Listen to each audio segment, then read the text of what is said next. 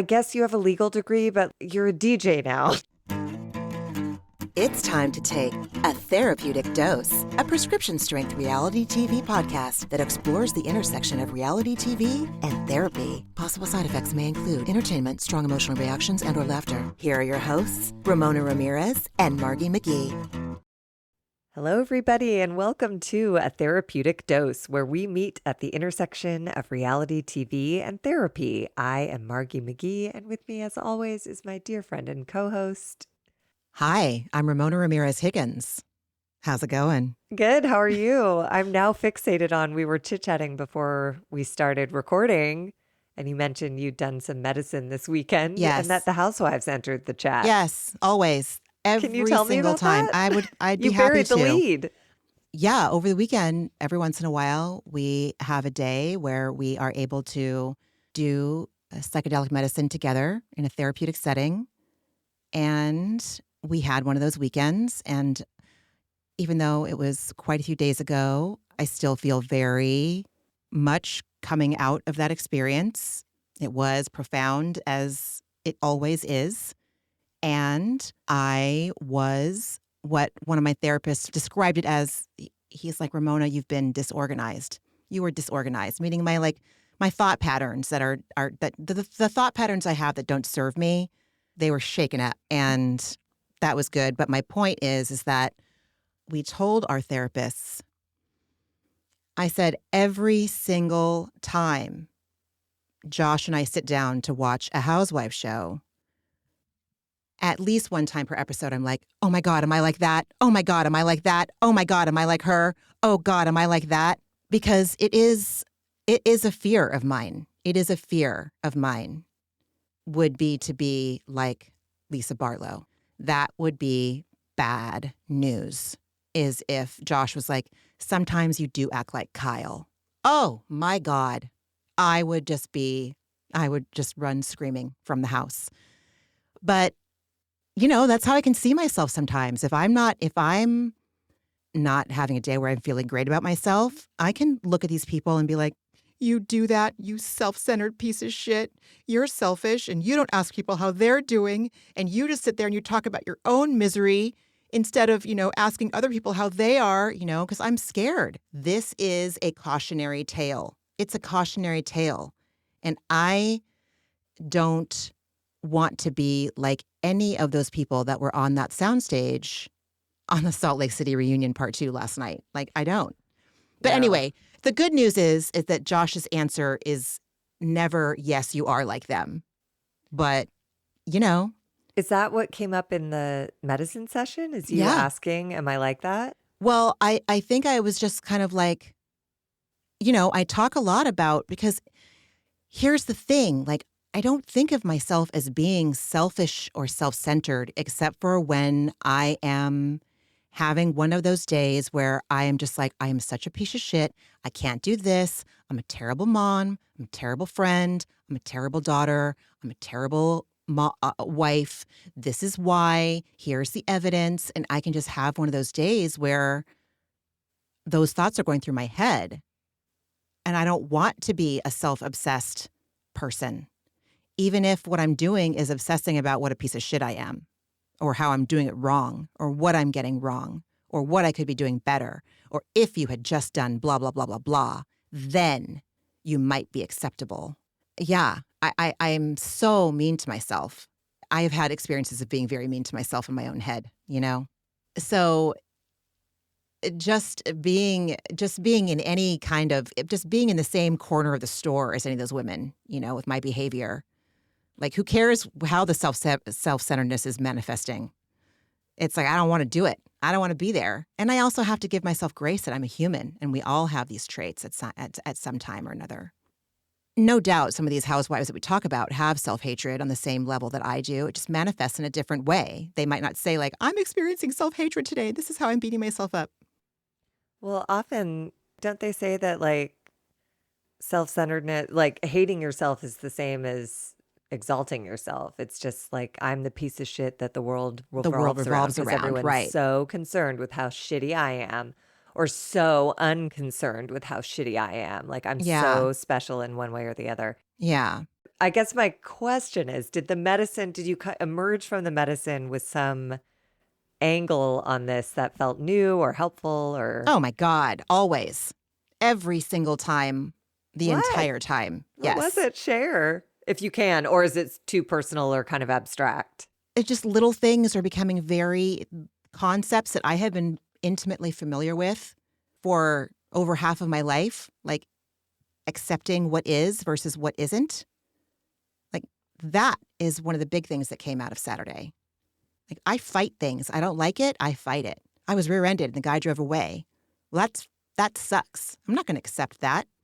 So then what happens? I'm miserable. And every time the insurance company reaches out to me to see what's going on, I'm like, I have to deal with this. Fuck that guy. And it's like, Ramona, you were rear-ended and the dude drove away and it sucks and you have to deal with it. And you can either just deal with it or you can fight it because it's not fair and it shouldn't have happened that way and you wouldn't have done that. And why did this happen to you? And you're going to be miserable. And I was in that space, you know? Oh, yeah. Did I talk about that? I got rear-ended over the day after Christmas. I don't know if I talked about that after we got back from our break, but yeah. You mean on the podcast? Yeah. And it's not that big of a deal, but yeah, like, you know, we're fine. We got rear-ended. The guy drove away. It sucked. Leo was scared. I was just annoyed because I knew the shit I was going to have to take care of. And I already feel like taking care of things in my regular life is a barrier, mostly because of my ADHD, perimenopause, brain fog. Looking at the news too much will take me the fuck out, and then I can't focus on anything.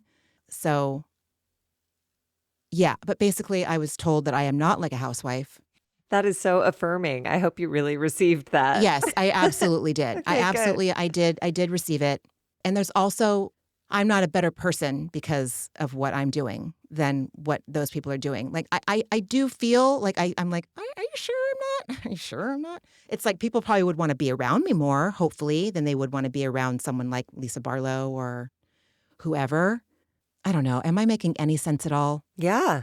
I'm sorry I was like holding your feet to the fire. I was just so No, it's curious okay. how these things like literally in a tangible, practical way cross over because the whole thesis of this podcast I was is talking about my worst fear is being like one of them. It's my worst fear. Mhm. Of just being this like someone that just sucks the air out of the room with their neuroses and that never sees what they're doing, that just sits there and argues and never says sorry or is a full fucking hip, dude. A full fucking hip. But no, I was told that I am not. I did believe them, but cautionary tale, man, if I don't keep working, like that's what happens. It's just that mine happens to look like the fact that I'm like, I'm a shitty mom because I can't meal plan and we don't always sit down to eat at the dining room table, you know? Like I Yes. can really go out on a fucking island and hate myself about that for about a year, Oh, yeah. if you let me, you know? Oh my God. Yeah. My brain can get so creative. It can take something like really small or something like really global and send me to the island to ruminate, you know? Exactly. It's just like, no. Yeah. And I don't want that. I don't want that. So that is why I do my therapy with these medicine allies that are mysterious and smart and know exactly what I need. Yeah. But I yeah. mean, isn't that like one of the signals of like recovery? Is that like you fear pain less and desire humility more, you Oh, know? yeah. Because like so much of addiction of any kind is even ruminating is just Yep. running away from pain. Because then I don't have to Yes. be in immediate pain if I'm on my island ruminating about how, you know, my lower teeth are uneven. I don't fucking know. Like I can anything. I can be like, you're a disgusting troll. Yep. And I don't even know if they are, I'll be honest. But I caught a glimpse of them once and I was like, are they imperfect? And then I went to the island and sat around and went like, well, you got that lower retainer, the wire lower retainer removed. And like, I just went to, Yep. why? I spent so much time there, but I must have been, something else in my life must have felt painful. And so I was just like, you know what? I'm going to go where it's familiar and gently hate myself for 20 to 45 minutes and then try to re enter my life. Yep. And that Exactly. I'm with you. I'm at the stage of life where I'm so bored of spending 20 to 45 minutes on that island. I want that island condemned and sunk, and I'm done with it. And it served its purpose, but like it is so boring over there now. I've thought all the thoughts I could ever need to think over there. Yeah. I've had them all, and they all lead to the same boring place, which just leads me right back to the life that I tried to escape by sitting on that island. Yep. Yep. That island is not, it's not a nice place. It's No, not a it's nice not place. fucking Turks and Caicos. Uh-uh. It presents that way, but then once you get there, like the sand is too hot. There's like nothing you want on the menu. It's all gross. Anyways, Yeah, it's not good. Sandflies. Yeah, yeah. that was also brought up in our session, which is that allure of like you stay in the self-hatred because it's so comfortable, but it is a distraction from something else. Holy shit. Well, How and many times it's have I heard that? But for some reason it's stuck in on But I Saturday. think that's why, people talk about 12-step programs being like a cult. And obviously we'll touch on cults at some point in this recap here.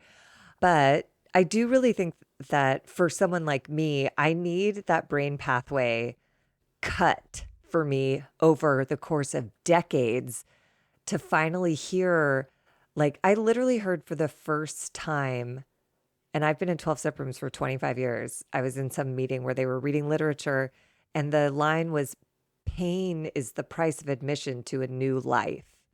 So, like, you're promised a life beyond your wildest dreams, but it is painstaking to get there. And I was like, oh, so every time I think something's the matter because I don't feel great after I do step work or self-care or whatever the fuck I'm supposed to do. It's like, that's the price of admission. I'm trying to change my life. I'm trying not to go back to the island. It's like having whatever, it's like addiction. It's like having a craving to go to that island and slowly making the decision imperfectly a day at a time to not go over there, even though I know exactly where the sandflies bite me and how long it takes those bites to heal. And anyways, who gives a shit? I'm I getting get it lost in the though. sauce. I get it. I get it. I'm so envious and in awe of my husband because there have been times when he's heard something once, like a concept that would, I'd be like writing down and like rereading and have to put a Post-it note. And he hears it once and he's just like, yeah, I get that. He can embody it, shift his perspective. Whereas I can hear things for, again, like I've been hearing some shit since I was 16, for sure, since I was in my 20s. And now I'm 53 and I'm hearing things and I'm like, oh, now I get this. And it's taken medicine work, whatever. It took what it took. I'm neurodivergent. I also really am an Olympic gold medal self-hater. And so when your neural pathways, when your ways of thinking are real habitual, like to the point where you don't have to, like, it's just like where you go every day without thinking about it, it might take me a beat. I also talked about what you and I have been talking about more often than not lately on this podcast is stuck with this bitch called hope. Like without hope, there's nothing, dude. I mean, there is stuff, but my point is that for me, I am having an experience of becoming more of the person that I have wanted to be for so long, the mom, the wife, the friend, the daughter, the community member, with my medicine allies, my medicine teachers, my medicine guides. I also like the concept that, character defects are removed in the order they stop serving us. So it's like, what if the timing is just exactly right? What if everything that I think is so wrong has been vital to my survival and success or like whatever? What if all of It's the, true. I don't know. I don't know. Maybe I'll die and find out I was all wrong when I get to that all knowing place and get to figure it all out. But And they all started as a way to cope and make me feel safe. mhm. All of our, call them what you will, your defects, your the things about yourself that you want to change, the tapes that you have, like they all served a purpose. Unfortunately, when we're young, our brains don't know how to organize things in a very sophisticated way. And the shitty thing is that when you're raised in a dysfunctional home or experience trauma at a very, very young age, you're going to make it that it was your fault because you can't conceive of it being somebody else's because your brain doesn't know what it could do with that. Because that person that's tasked to take care of you, they can't be wrong. Because what would that mean? So you are. Okay. Even though you're not, you're purely innocent and not guilty of anything. But I perversed it. I took it too far. Those voices didn't serve me for a long time. But yes, they are being removed. I am removing them. I am working to remove them. And everything I've been working on in therapy has been, since I started doing psychedelic therapy work, 3.5 years ago, almost 3.5 years ago. So yeah, no wonder the last 3.5 years have been uncomfortable. Whatevs, I'll take it. Not going to trade it. Love it. Bring it No, it's on. growth. Do more. It's growth. So bring on the cactus, dude. I'm ready. I'm ready for the fucking peyote, the San Pedro, the ayahuasca. Shit I never thought I would do. Now I'm just like, man, let's see. Let's see. What else can I disorganize? Yeah. I'm a little spacey still too, so apologies. No apologies. Since we last met, I'm sure we've all seen the news that Kyle Cook and Amanda Batula announced their separation. I don't think they use the word divorce, but it doesn't sound like there's reconciliation on the table. I feel sad for her, and I also feel excited for her, and I feel really relieved. Do I have a right to feel any of these things? I don't know this person personally at all, but just in a general way, seeing how Kyle is generally, I'm very happy for Amanda. Well, yeah, and happy for both of them. Like I texted you, I felt the same relief I felt when my parents officially announced they were going to divorce. I was like, good. Not that I want anyone to go through a divorce trauma, but I was like, guys, this isn't working, and it's so painful to pretend like it's going to heal. It's not going to heal. My feeling was one of like relief and then sadness for both of them. Like I do believe they loved each other, and I do believe they're not a good match to bring out the best in each other, which is, as my mom says, that's what a relationship is supposed to do. You're supposed to bring out the best in each other. And Yeah. we have watched season after season since the day they met of them making each other miserable, misunderstanding each other, being impatient. Kyle's impatience with Amanda's like mental health stuff. But again, what an advertisement for taking care of your mental health. She got on antidepressants. She got a better sense of who she is and what she wants. And she's making a very challenging decision to leave a marriage. I just remember the Summer House season before their wedding when all of the girls sat Amanda down and they were like, hey, dude, please don't do this. We don't think it's going to work. And she was like, it's fine. I've already said yes. Let's fucking go, God. So, but I mean, you can't spare anyone from that. Like, I don't think No. she would have found her way to antidepressants and whatever this exciting new chapter is going to be for her once she's past the grief of the loss of this marriage and the promise of what that she'd wanted that to be. Yeah.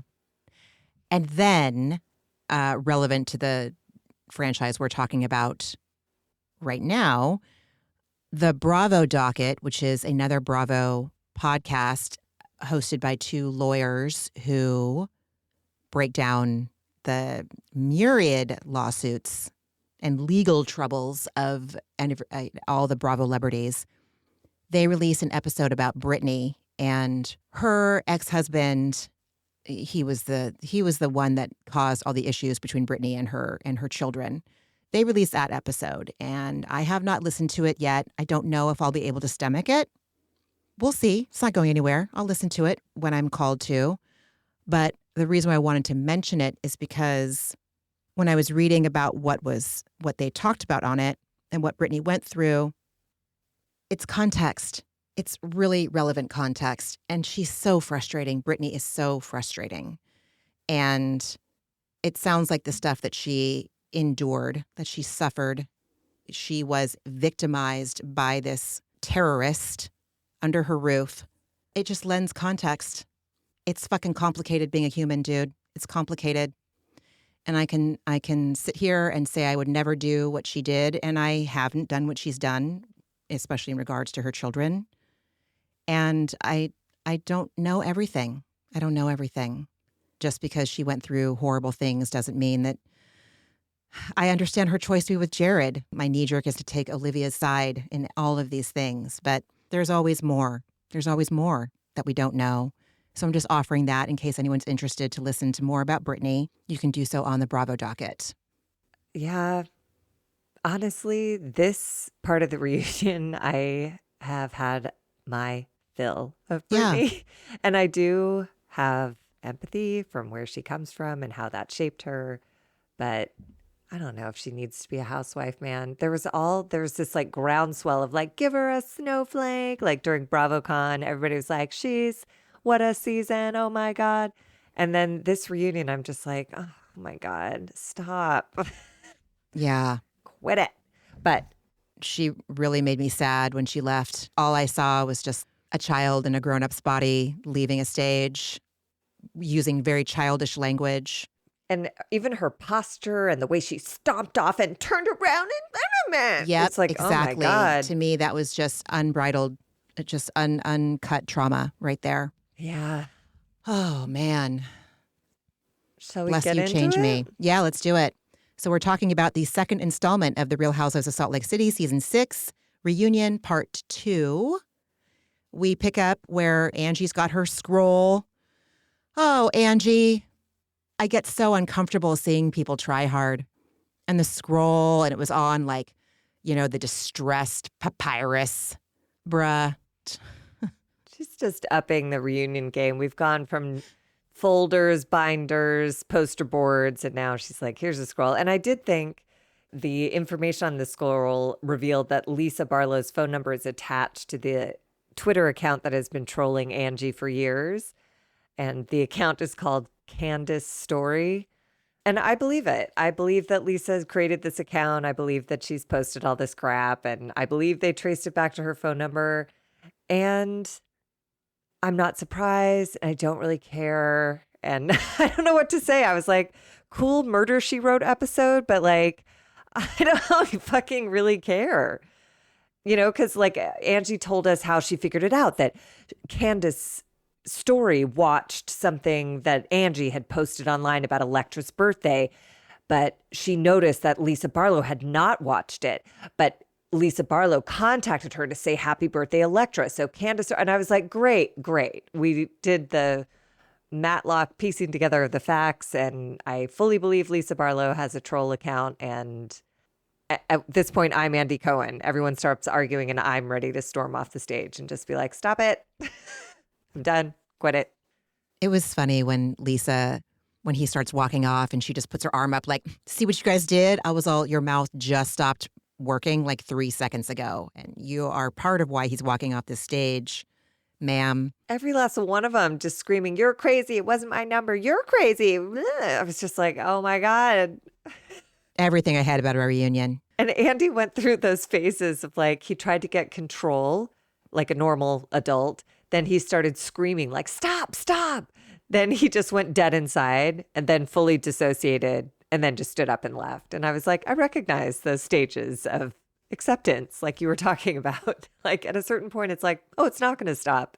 And nothing I scream or do is going to change this. And so off I go. Someone mentioned something about Red Rocks and Rolling Thunder, who is someone that Meredith was dating when she and Seth were separated. I don't remember hearing about Red Rocks or Rolling Thunder. Is Rolling Thunder a man? Does he go by the name Rolling Thunder? His name is Rolling Thunderfuck. Rolling Thunderfuck. Yes. I loved this part. So, go get it, Meredith. 100%. Like Lisa was trying to shift the conversation off of herself as being the source, as everyone calls it, the leak to the press, of all this defamatory information about the Housewives. Lisa denies nothing, but she just changes the subject to, do you want to talk about what you said on the Red Rocks and the pictures you have on your phone? And Heather just goes, what, Rolling Thunderfuck? You want to go there? Everyone on this couch knows who Rolling Thunderfuck is. And I was like, what? Everyone on the couch does, but on my couch, I have no idea who the fuck Thunderfuck is. And apparently it's someone Meredith dated while she and Seth were separated. And she's like, it's a bad look on all of them, not on me, Meredith says. And I'm like, his name is Rolling Thunderfuck. Like, it's a weird look at best. And also, if it wasn't a bad look, you would have led with it. This reunion is so out of control and off the rails. It's from scroll to Rolling Thunderfuck, and we're 4 minutes in. And I was like, what is happening? And I want off this ride, I think. I feel insane. They make me feel insane. They did. They did. So thankfully they break for lunch and we are treated to footage of respective camps in their respective dressing rooms, bad weather or eating their lunch without covering their dresses. And that stressed me out so bad. I'm like, okay, fine. You're going to take a bite of that bowl and a Brussels sprout that's been dipped in the tahini lemon dressing is going to fall on your dress and it's going to leave a little oily spot. That's what would happen to me. I would never eat in my reunion dress unless I was like doing some sort of gymnastic, like bent. I mean, I would have to do something really extreme. I mean, Heather's dress is spilling. Basically a tablecloth. So, you know. But yeah, and they said that she's like, they were eating sweet potatoes. I was like, oh God, oil stains orange. Oh Lord. Heather repeats twice that Meredith said nothing at Lisa's defense in the first half of the reunion or before they broke for lunch. Then we see another camp where Angie is telling Bronwyn and Mary that Lisa's being strange today. And I'm like, in my opinion, Lisa's just being Lisa. Lisa's being full Lisa Barlow. Lisa's just Lisa-ing, you know? This is the Lisa we've seen all 6 seasons. I felt the same way until we next go to Lisa and Meredith. And Meredith says that Lisa's doing a good job so far. And Lisa just goes, which part? That was like so basically wild. Like, which part am I doing right or well? And I was like, oh my God. It's so clear they've scripted their whole approach to this reunion. And it makes me so disinterested in the reunion. And then they sort of prepare themselves for the inevitable conversation about the airplane incident. And they're like, well, we just have to stick to our story, stick to the facts. And, well, okay. I think you both made up your own facts. Yes. And you're trying to tell the cameras that those facts are the truth. And then Meredith pulls this like weird mean girl thing that did not land. She goes, why do you think they're so obsessed with us? It's weird and creepy. The most fraudulent shit I've ever seen in my life. And I was like, nothing of what you said made sense or is attached to this moment in time. And then Lisa's like, yeah, we'll bring clarity and levity to this situation. I was like, what are you guys fucking talking about? Yeah. I don't understand. Don't make me think this hard on a lunch break, for Christ's sake. God. So they come back from break. Britt comments that the Greek food on the table is so fun. I can't stand it. We'd be like, oh my God, that's fun. Why even say anything? I don't know. It's not very nice of me. No, Brittany's just ridiculous. And then Meredith, who's spent this whole season trying to convince us she's not on drugs, appears to have like had cactus for lunch because she's just staring still and like really pensively looking at the plate. And she's like, is the cheese real? I can't tell if it's real or plastic. Like she really was having one of those moments where it was the most important, fascinating thing in the world that was happening with this cheese. And Lisa's like, I think it was sprayed. And I was just like, oh my God, ladies, it was the most honest I think I've seen either of them, which is why I liked the moment. But then I was like, what is going on with you guys? Where Meredith finds absolute stillness and truth. And curiosity. In this moment of looking at real or fake or sprayed cheese. Anyways. Full on. That is... It's so true. Because I'm like, Lisa would know if the fake food was sprayed or if the cheese was sprayed. She would know. I mean, she does work on experiential accelerations. Her thing is all about a presentation. So I could totally buy that she would know food stylist tricks. Meredith she was so curious about that cheese wheel. the cheese wheel. That's where she chose to put her focus. Good. She's capable of it. Yeah. Start somewhere. Then we start in on Mary's package when they get back from lunch, and Andy says that the M for Mary also stands for mediator, and we roll tape of her trying to reason with the women throughout the season and over the years. We see her speaking about Robert Jr. to her congregate mates, the people in the congregation. Congregation. Hmm. Yes, thank you. And speaking with Robert Jr. regarding his drug use. And Andy tells Mary he loved hearing her preach. Mary is crying because of Robert Jr. You know, he's currently incarcerated for violating the protective order his estranged wife and family have against him. She explains why. You and I talked about this in the podcast after the arrest happened. I think that was in, September or October. She said that the most recent time that he went to his estranged wife's house, he was tased. She neglected to say that he was banging on the door of the house, banging on the car. No, she was pretty honest about it. She said he went over multiple times. They'd filed a restraining order, and she said he was suffering from deluded thinking because Yes. he convinced himself that his ex-wife needed him to come over and rescue her, and she said that was delusional. And ultimately, they called the police because they had filed a restraining order. And I thought she was pretty straightforward about this. I felt for her.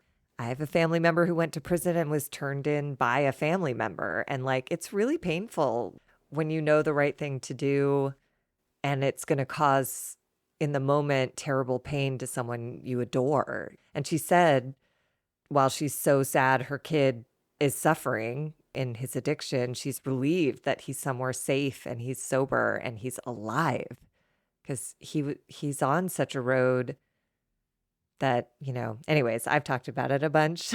I worry for him. I think about him sometimes, and I can't imagine what it's like. I can't imagine what it's like. Can't imagine what it's like. I can't imagine what it's like either. And may I never know. I never want to know. I never want to know. Mary shares that she has not gone to jail to visit him.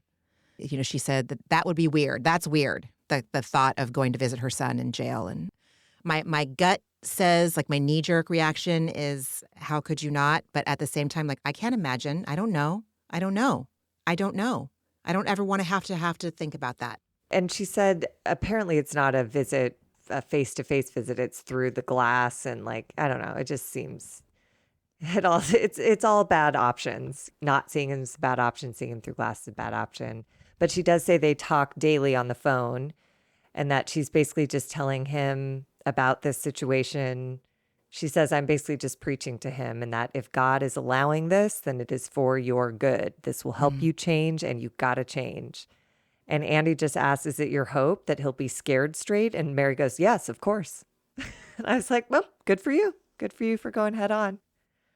I don't know if scared straight works for addiction, but I can imagine the sense of relief that he's someplace and accounted for on a daily basis after spinning out pretty significantly. So Andy asks where Robert Sr. is in all of this. He hasn't visited Robert Jr. yet, but he does send Robert Jr. books. And Mary says, maybe I'll send him Heather's book. And Heather says that there is a chapter about her in it that he might like, but Mary hasn't read it. Andy asks, have you read the Heather's book? And she says no. So Andy tells her that he was sorry to hear about her mom's passing, and does she have regrets about not making amends before she passed? And Mary said no. They'd been estranged for 20-something years, and she doesn't even know what it's like to have a mom. Wow. Mary's got a lot going on. I feel frightened of even trying to imagine all of it. That sounds like a place I don't want to go in my mind. Yeah, but there was something I appreciated about her answer to that question. There was peace in it. When he said, are you sad you didn't make amends before she passed? And she was just like, no. Sometimes there are people in your life that it's over before they pass.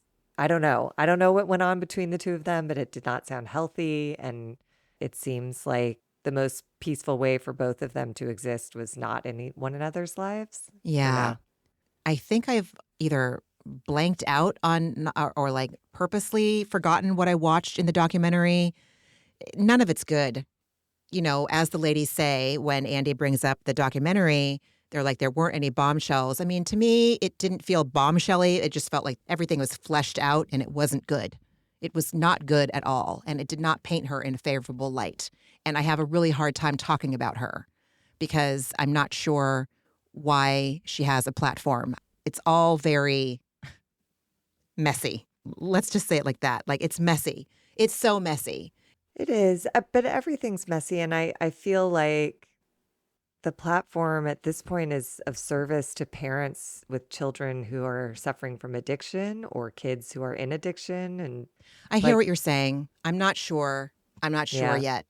I'm really not. I'm really not sure yet. If you listen to some of the people that were victimized by Mary, I don't feel clear enough on the situation to talk about it. But remember when she talked to Whitney about someone in her congregation, the child died in a car accident. I won't use it the words that she used it because she was extremely callous about it. yes. And she told that story in front of Whitney's child, Right, which was like, exactly. oh, Lord. So you hear the family members of this young person that was killed in a car accident. You hear the family side and their experience with what happened and Mary. And that's what gives me pause on talking about her at all, Yeah, no, I am not coming from a place where I'm informed about all of this. And obviously it's so fucked up because I think the estrangement happened due to like succession stuff within the It church. Like, did. I mean, Yeah.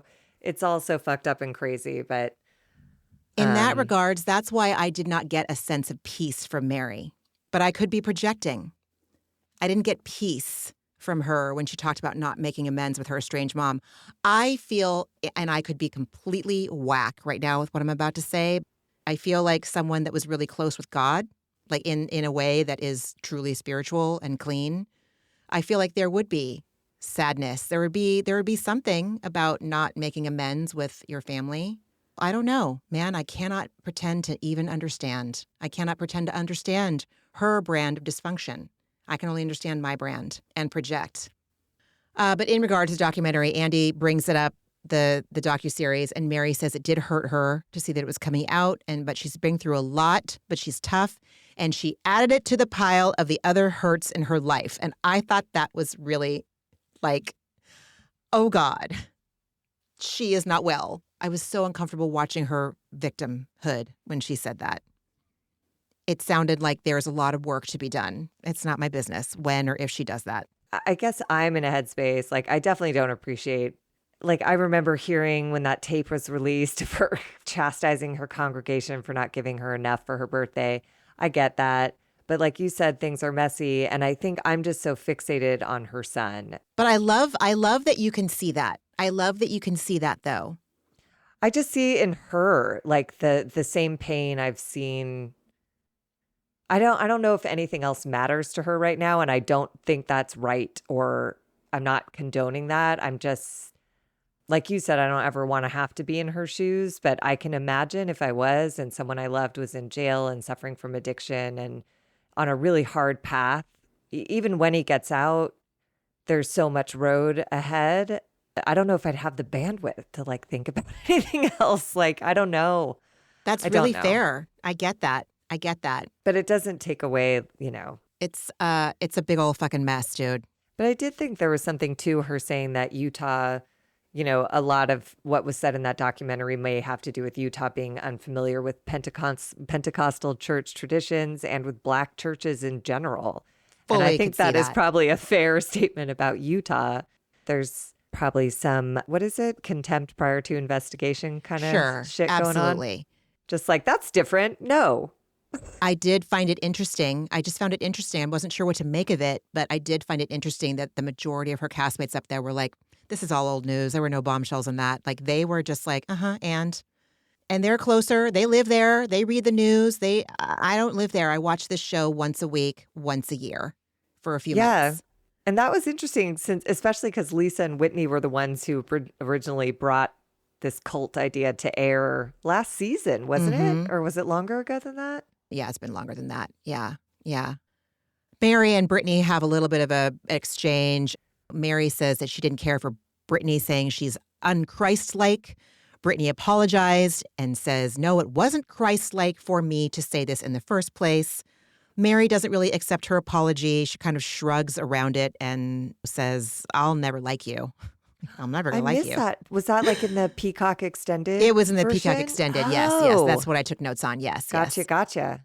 Okay. Brittany doubles down, though, and, she asks Mary, like, do you ever feel bad for being mean to me? And Brittany says that Mary is just being mean to her out of the blue, which I don't believe in a minute. But I also think that Brittany is that kind of person. I think we all know them from high school or junior high. You're like, why are you doing this to yourself? Why are you walking into the lion's den?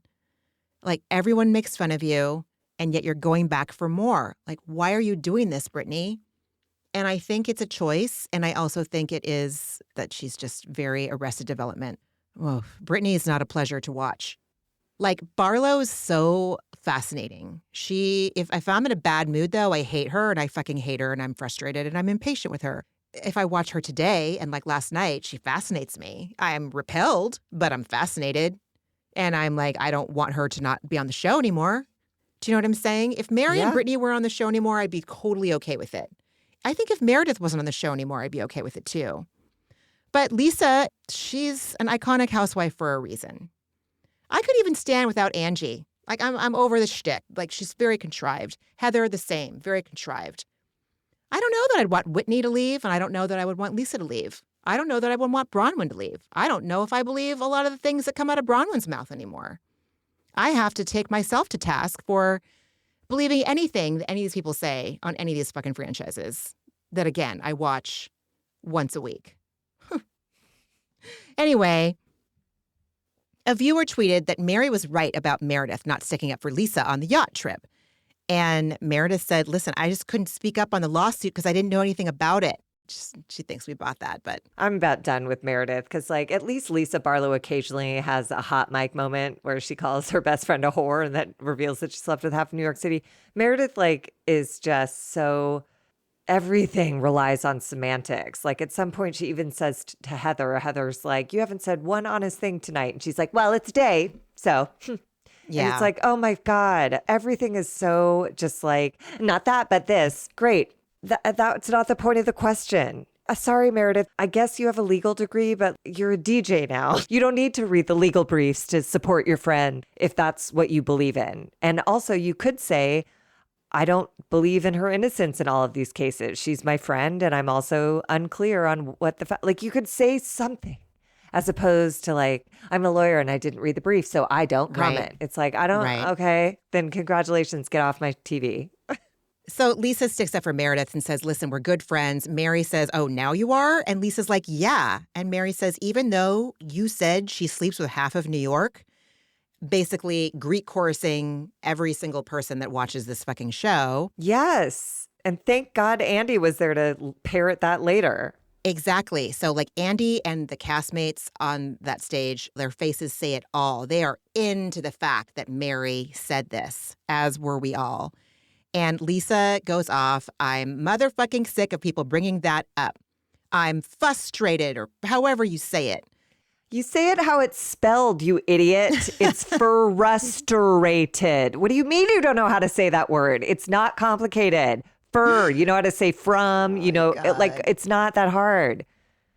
I'm frustrated with her not being able to say frustrated. It's not that hard. Anyways. So Meredith and Lisa both say, oh my God, that was 4 years ago. We've moved on. Why hasn't everyone else? Because my best friend didn't say on national television that I am a garbage whore with a family that poses that's fucked half of New York. Garbage whore with a family that poses that fucked half of New York. Did she also say something about the houses? Did she also say something alluding to like money and not living somewhere? I don't remember because I couldn't get over garbage whore who fucked half of New York. Any one of those would have been enough. Thank God Andy is like, basically he's like, it was so dramatic in the moment that even all these years later, every time I see the two of you together, I can't not think about that moment in time and still wonder how you ever got past it. He says it permeates my thoughts. And I think everyone was like, same, dude. And then Meredith again switches the topic of like, well, I let go of that grudge and you all call me a grudge holder. And I'm like, nobody's talking about grudge holding. We're asking how you got past, but we're not going to answer that question. Now we're moving on to how you're a grudge holder. And I just wrote, what are we doing here? What are we talking about?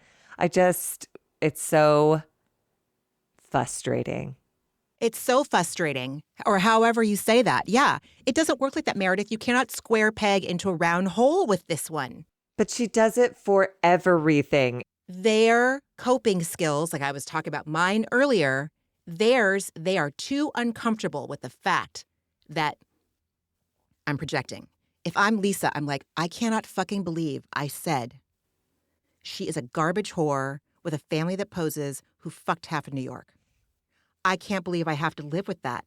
And if I'm Meredith, I'm thinking, I can't believe that this person who claims to love me said that I have a family that poses. I'm a garbage whore that fucked half of New York. Like, can you imagine having to like look at each other and reconcile those things? So instead, it's easier for them to say, well, we've moved on. We've moved on. Yeah, it's not. You haven't moved on. And You're also, coping. none of the rest of us have. This is the problem with being on our TV show, is that we all saw that too. And nobody who saw that moment has moved past it. Yes, it's been 5 years. And if anyone says garbage whores fucked half of New York, I think of no other moment in time and no other people than the two of you and that closed bathroom door and Lisa Barlow's voice. And knowing that Meredith knew she was telling the truth. You know what I mean? I do. I'll never forget what Lisa was wearing when she said it, or not wearing, which was a shirt. Taking off. She was trying to take off her mic. A bralette and some like lower waisted baggier jeans. Garbage whore, you fucked half of New York. Oh my God. So she says it's hypocritical. It's hypocritical that you guys expect us to not move on from this. So Andy asks Lisa, hey, were you surprised that Mary took your side? And Lisa just blinks. Mary says, instant deer in the headlights. Yeah, she didn't care. Lisa's all about Lisa. And then everyone on stage starts speculating. Lisa doesn't know what you're talking about, Andy. She doesn't know that you're talking about when they were on that little island during the yacht trip and this was even going down. So. And she doesn't know. She tries to cover by saying like, I'm being thoughtful and you should be glad that I'm thoughtful. But she doesn't know what she's talking about. She doesn't know what they're talking about. Everyone's just making noise. Mary says she's trying to help Lisa, and Lisa says she doesn't need help. Mary says Lisa is very dark, very, very dark. And I was all, okay, just fingers pointing back at you. I just, please, make it stop. But she was right to cite that, like, Lisa, you're claiming you move on and you're all altruistic, but you live in the negative. We just saw the footage of Lisa Barlow making fun of Todd's belly and tiny dick at BravoCon 15 minutes ago. So like, you are that person. Yeah. Acceptance is the answer to all your problems. Be a negative, dark person. Don't tell us you're not. Like, that's crazy. Yeah, dude. Ugh. You don't move on. You do hold grudges. You do go to the press. You are everything that everyone says you are, you know? Mm-hmm. It's just, I think I'm just like at my wit's end with everyone's denial, but we're about to move into a new segment of the same denials we've watched all season. Yeah.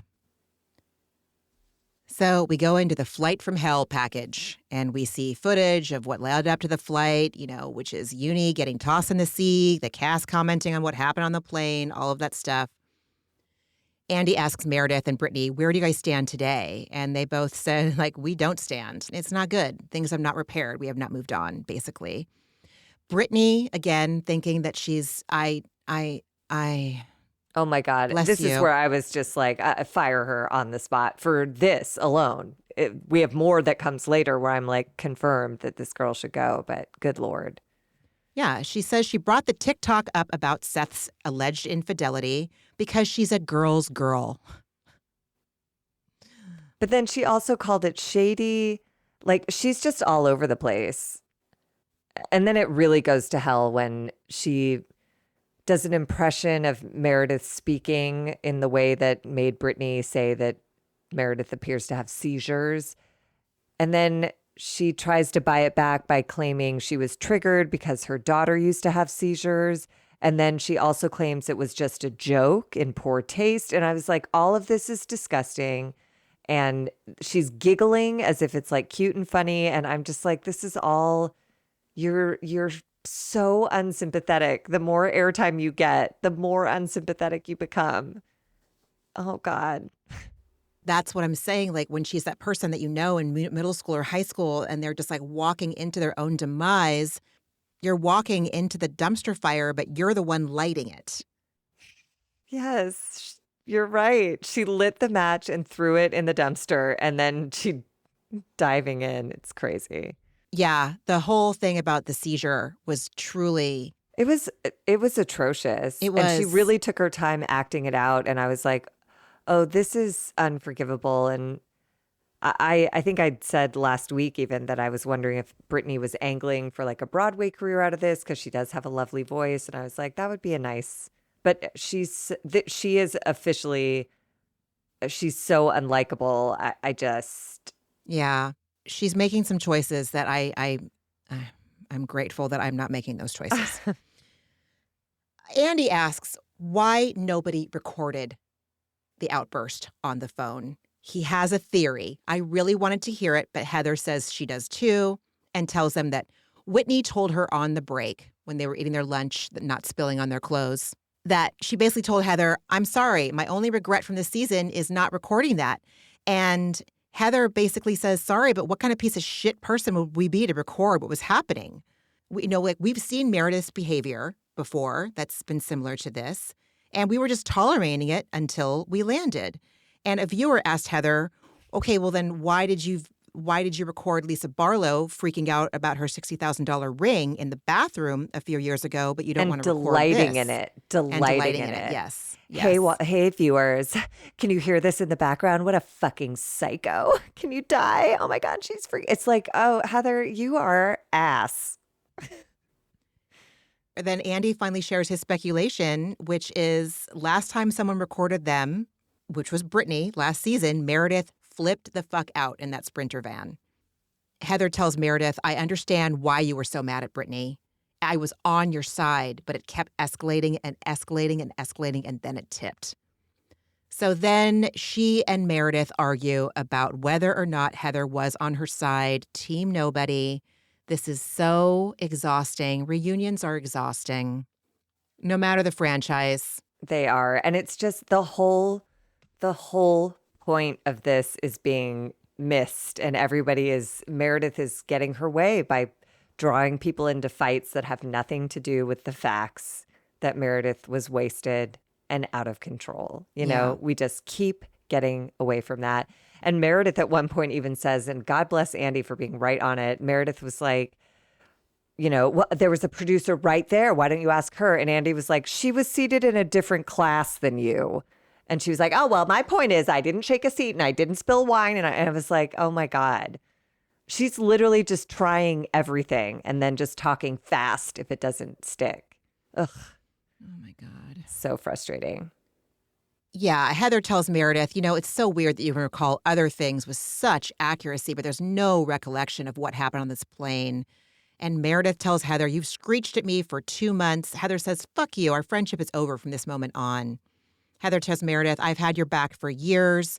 Angie backs this up. Heather's pissed that basically Meredith is calling her a liar. And Heather saying our friendship is over starting now. It just reminds me of that Al-Anon thing of don't make threats you don't intend to carry out, because it's so fucking impotent. She's like, our friendship's over starting now. Buckle up. It's going to be awful. And then you expect her to say like, you do coke. I saw you do it before the show tonight, blah, blah. Like you expect her to just lay it all out, but she doesn't. She immediately backs off, stays in conversation. This is so pointless. This is all so dumb and pointless. So then Andy asks Brittany and Meredith if either one of them want to share their version of what happened on the plane. And then Meredith says, well, this was so annoying. I have a question first. Why would any of you who are Brittany's friends, why didn't you come to help her? Or why didn't my friends come to help me? They all say we did. Yeah, they all This is start just saying Heather, they did. every time someone asks what happened on the plane, did you have a drink? She's like, well, first this. Even that, remember the very beginning of the reunion opened with her saying like, this will determine the trajectory of the whole thing. And then she just took some boring detour that I can't even remember from a week ago. Yeah. This is just her MO, is to like be asked a direct question and redirect. Mm. Like the lawyer, DJ, jewelry designer she is. Caviar maven. Podcaster, whatever. Bath bomb creator. Mm-hmm. So Meredith shares her version of events, and she claims that everything really went down like in the last hour of the flight. Brittany says that the shit hit the fan during this descent. She came back from the bathroom to find wine had spilled on her seat. Meredith denies having any direct contact with Brittany on that flight, says when Lisa was asleep, I did need to use the back of Brittany's chair for leverage to get up to go to the bathroom because of my sprained toe, but she didn't get aggressive with how she handled Brittany's seat back. And Andy asks her, did you have a drink before you get on the plane? It's a yes or no question. And you can see like her castmates like, what's she going to say?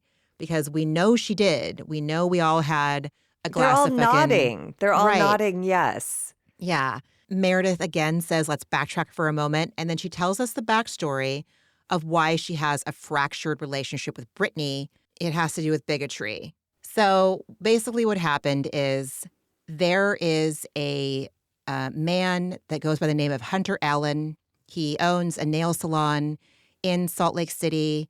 I believe the name of the salon used to be Hunty Nail Bar, but now it goes by Pink Bubble or something because of what happened and the blowback he received. An unrelated party posted a picture on Instagram celebrating Hanukkah. And this man who owned the nail salon, this nail salon owner, and he's also a nail artist himself, he said, ew. And someone's like, what do you mean, ew? And he's like, well, you're Jewish. And the guy's like, what do you mean by that? And he said, well, Jews are all pedophiles who escape persecution by fleeing to Israel. And that is an abhorrent, disgusting thing to fucking say. It's anti-Semitism at its worst. Unequivocally fucking gross and terrible, awful. Terrible. So the person who Hunter had DM'd, this man who had posted a picture of him celebrating Hanukkah, he posted the receipts, the screenshots, fucking everything. So those are making the rounds. This nail salon and this Hunter Allen person are being talked about on the news, written about in articles. It's a big deal in Salt Lake City. So it was in the Salt Lake City zeitgeist that this had happened, this anti-Semitic business owner. And so people started responding on his Google reviews and his Yelps by writing reviews about what a piece of shit he is. Well, he reached out to Brittany saying, hey, I did Meredith Mark's nails. I'd love to do your nails for free. And she said, Right. sure. In exchange for a post, right. It feels like a long con. Like he did her nails for free and then called her after the fact and was like, hey, I'm getting bad reviews on Google. Do you mind putting a nice review up? I hope that Brittany didn't know about what was going on. And so she agreed to write a nice review. And then she was alerted that he's a disgusting person. And then she reached out to him and said, is this true? I'm taking down my review. And she said she never contacted him again. Well, when people started reaching out to Brittany because she did have the review and didn't take it down right away, she said, I only saw the one thing. Was there more? There doesn't have to be more. Absolutely not. So she waited she's 3 terrible. weeks to take this review down. She's a piece of shit. As someone as chronically online as these housewives are, because they are, we all are, you know? I'm not. That's true. You're not. The person who was on the other end of this man's anti-Semitic comment, he posted in Reddit over a year ago. Yeah, it was Hanukkah 2024 is when he posted it. And then that's when it started happening. So this has been going on for over a year. This is what Brittany and Meredith have been sitting on for over a year, or that they had gone through together for over a year now. Meredith claims that she took a producer and sat them down and said, America won't understand why I'm so upset with Brittany. Here's why. I can absolutely see producers not wanting to touch this on camera. I can absolutely see them like, no, we're not going to do this. We'll go places we're not going to go here. Which it would have been very powerful for Meredith to talk about this.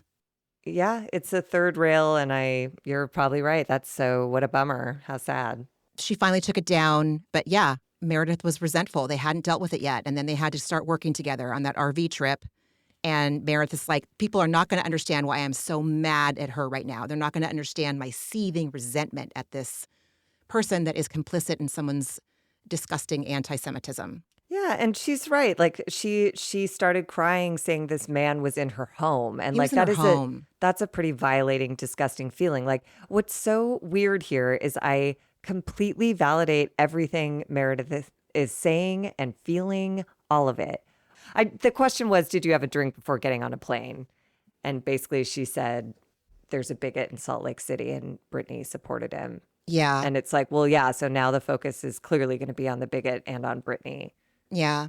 So, Yeah. and rightly so. Her admitting to having a drink before the plane ride would not have any bearing on how awful that story was No. or negate any of the reasons why she had to be upset at Brittany and the situation. Absolutely. She's absolutely right to be upset with Brittany. Brittany's compliance is disgusting and hurtful. So, yeah, Brittany walks off she uses childish language.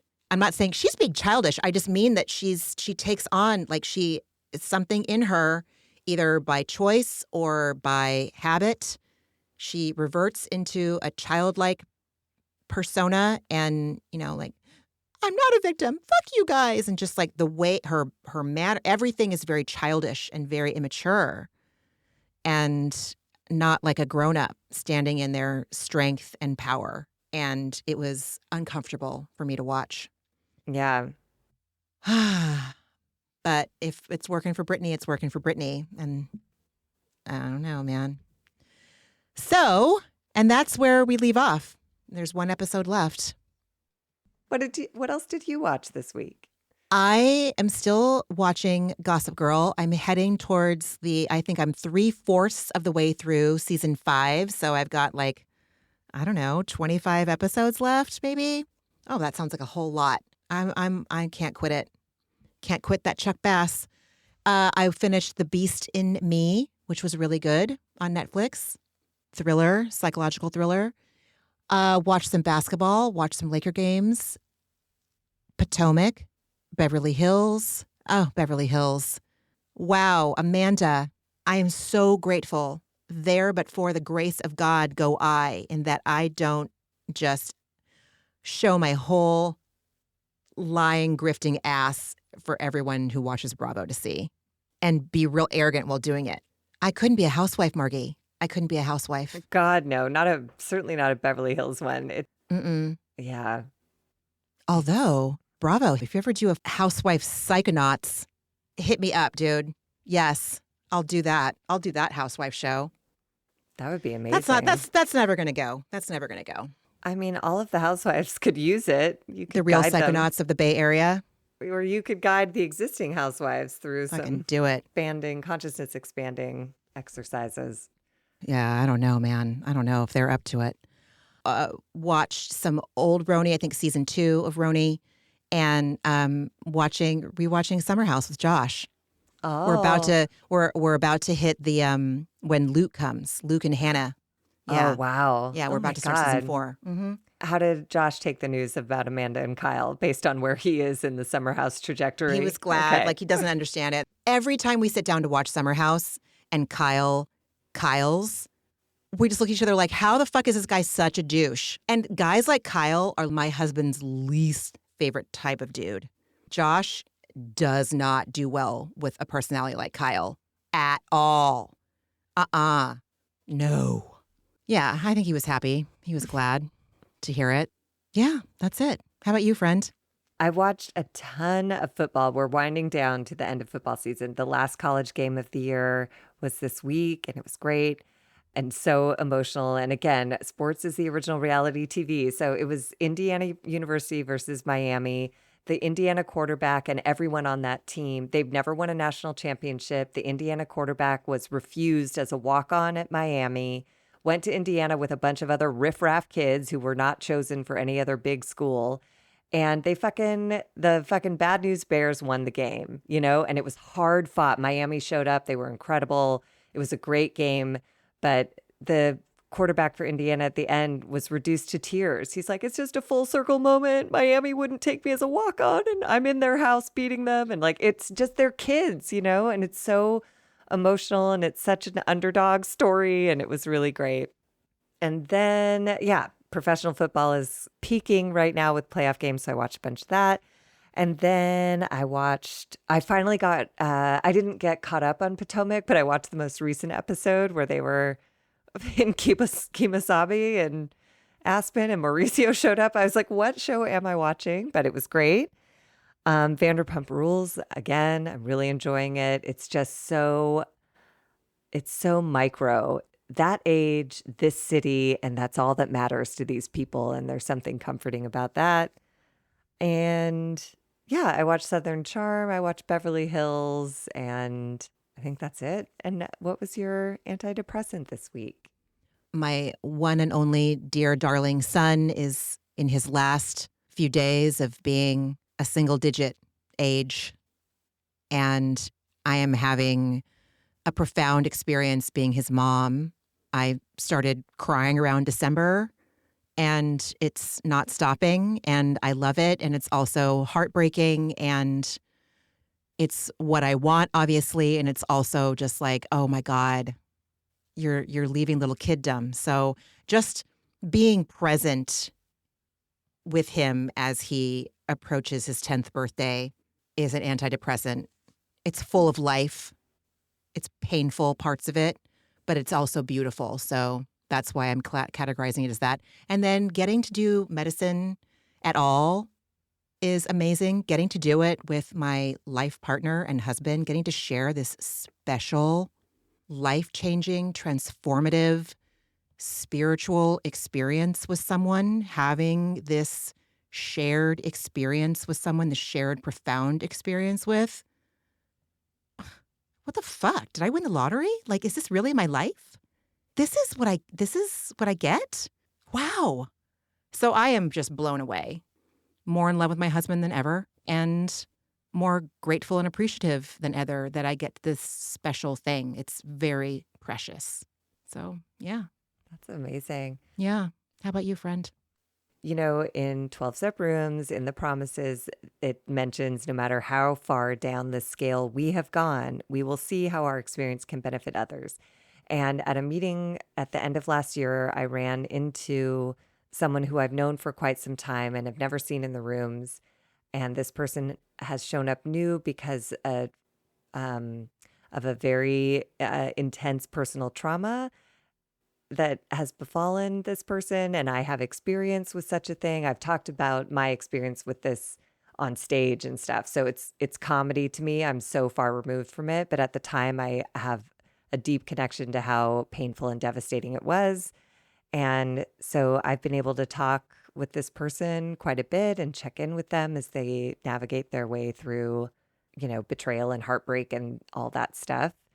And I'm really seeing that no matter how far down the scale I have gone, I can see how my experience can benefit others. Because I did illegal shit when I was in the throes of what people now call betrayal trauma. But I just was crazy because I was in love with someone who left in a really dramatic and confusing way. And this person is going through something deeply similar. And I'm grateful that I can approach being of service to them with sensitivity and a sense of humor and stuff that I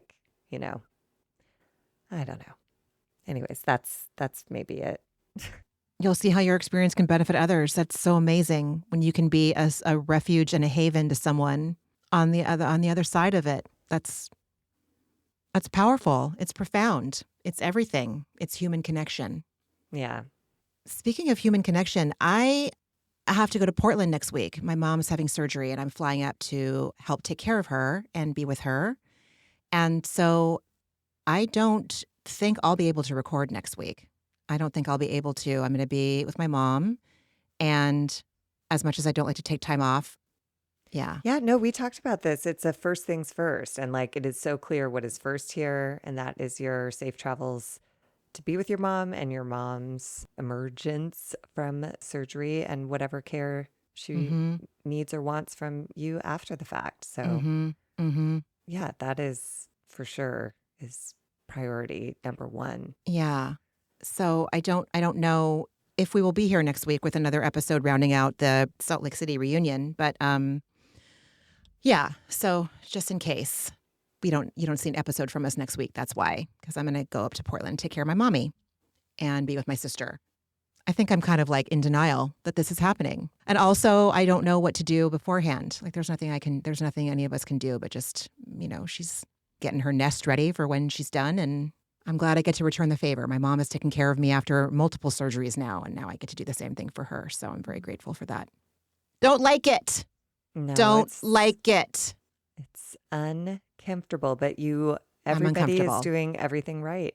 Yep, You are that's just exactly doing right. what's in front of you, doing the next right thing, which is for you to get up there, for her to follow whatever her prep instructions are, and then take it from there. But Yeah. that doesn't alleviate, for me at least, it doesn't alleviate anxiety, uncertainty, like all the things that Yeah. make me want to go to that island we talked about at the beginning of the dude. episode. Yeah. All right. Well, friend, yeah, this was an uncomfortable episode to watch. It was an uncomfortable episode to talk about. It was a lot of unchecked, toxic coping skills. It's a reason why these seasons are as long as they are.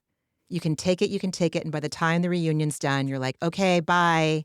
I'll see you next year. Yes. And then we forget. And then we're cut to the reunion next year for season 7. We're like, okay, bye. But it was a great season while it was on. It was great. Yeah. So I raise a sprayed or non-sprayed cheese wheel to these Salt Lake City women. Thank you for the last 3 or 4 months of entertainment.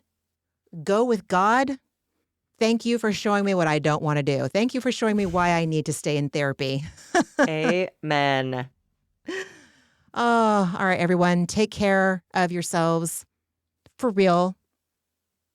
Just give yourself praise for one thing you did today that you're proud of.